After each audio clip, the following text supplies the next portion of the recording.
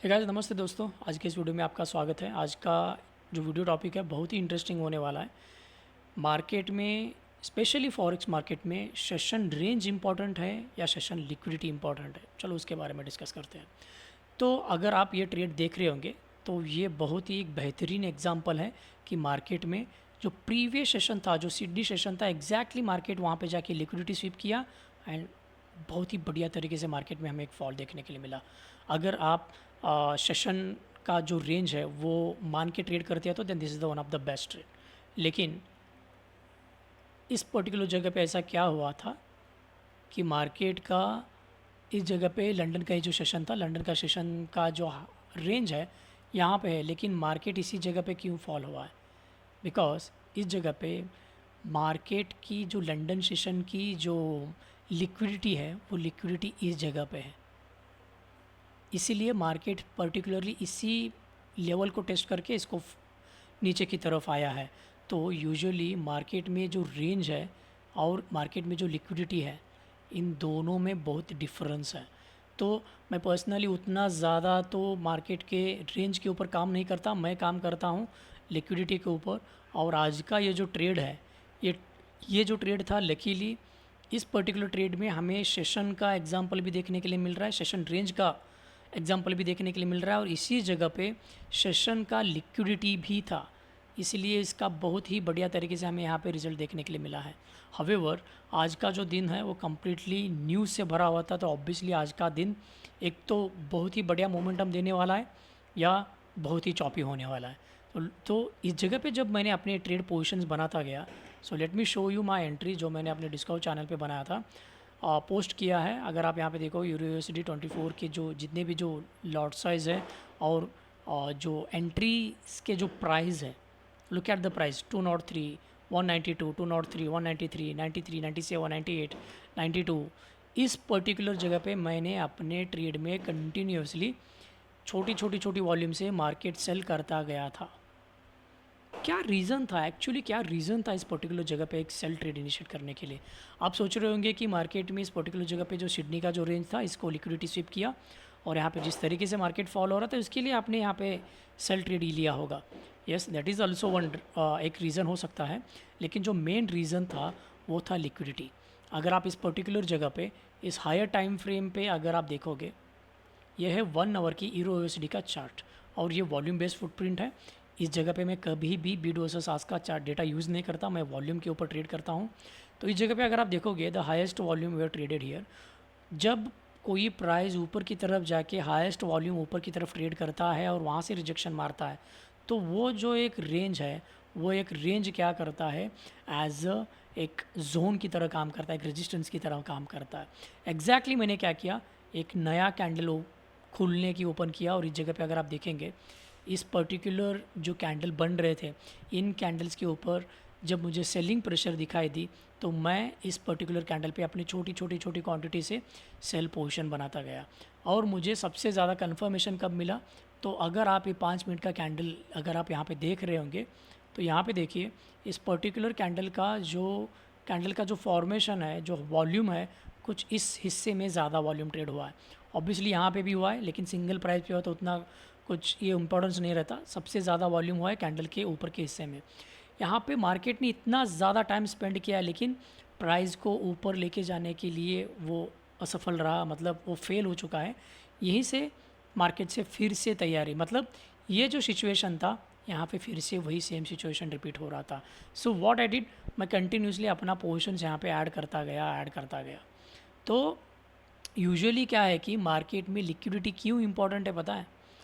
Market को driven करता है या ऊपर या नीचे लेके जाने के लिए जो एक एक बहुत ही बढ़िया सा काम करता है वो है वॉल्यूम। आप कभी भी प्राइस को मैनिपुलेट कर सकते हो, लेकिन कभी भी आप वॉल्यूम को मैनिपुलेट नहीं कर सकते हो। तो यही तो चीज़ें हैं। तो एग्जैक्टली जब मार्केट ने इस कंटिन्यूस प्राइस से जब रिजेक्शन देने की शुरुआत किया था, तो 12 का कैंडल मुझे और भी ज़्यादा कंफर्मेशन करके दिया।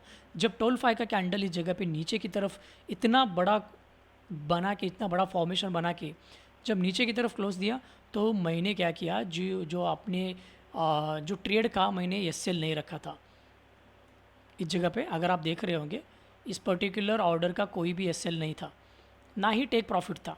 ओके, तो इस पर्टिकुलर जो ट्रेड की जो एसएल है, मैंने क्या किया, डायरेक्टली जो एंट्री के बाद जो ब्रेक इवन निकल के आता है ना, तो इस पर्टिकुलर जगह पे मैंने अपना स्टॉप लॉस रखा, क्योंकि मार्केट में 12:45 को और 1 बजे को न्यूज़ आने वाले थे।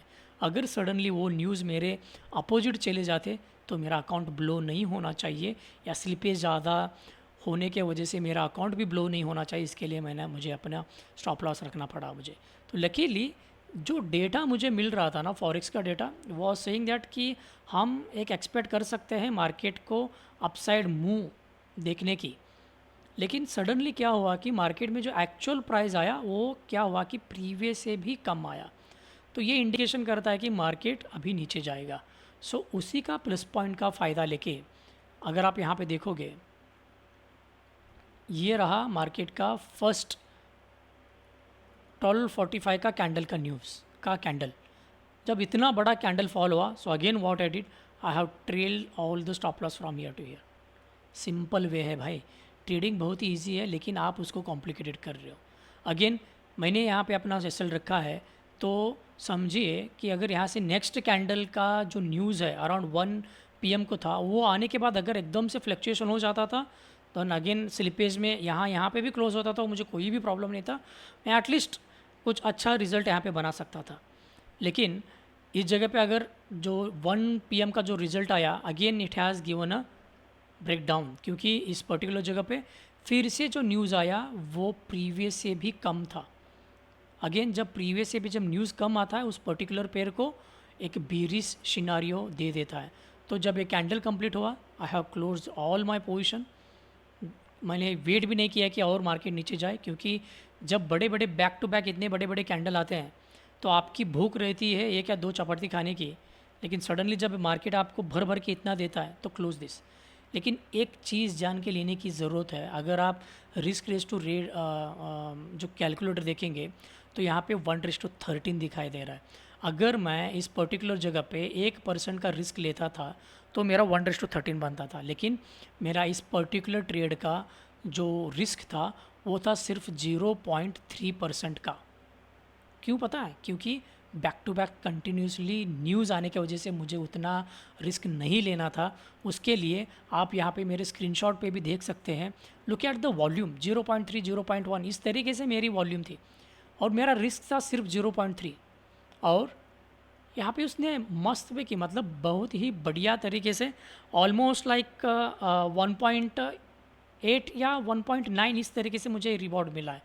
कुछ बढ़िया रिवॉर्ड नहीं मिला। मतलब आप जिस तरीके से मेरे प्रीवियस ट्रेड के हिस्ट्री अगर देखे होंगे तो वहाँ पे मैंने आपको ट्रेड की हिस्ट्री भी दिखाई है, लाइक 1:12 से लेके 1:15 तक भी आपको ट्रेड हिस्ट्री दिखाई है जो मैंने ट्रेड लिया था। लेकिन इस जगह पे रिस्क रेस टू रिवॉर्ड 1:13 है, लेकिन कैपिटल के हिसाब से मैंने कितना गेन किया, ऑलमोस्ट 1.9% का ही मैंने कैपिटल के ऊपर जो गेन किया, बिकॉज मैंने जो रिस्क जो कम लेने की जो डिसाइड किया था, जो लॉट मैनेजमेंट फॉलो किया था, उसी के हिसाब से कम्प्लीटली ट्रेड था। और इतने बड़े बड़े न्यूज़ के इफ़ेक्ट आने के बाद भी मैं इतना कॉन्फिडेंस से क्यों ट्रेड किया, because of low lot size. Hope आपको इस वीडियो में बहुत कुछ सीखने के लिए मिल चुका होगा। अगर आपके कुछ भी इस पर्टिकुलर वीडियो के ऊपर डाउट्स हैं, then ping us, happy to help you. तो मिलते हैं नेक्स्ट वीडियो में विद अ न्यू टॉपिक के साथ। तब तक के लिए have a happy weekend and have a happy trading. Thank you.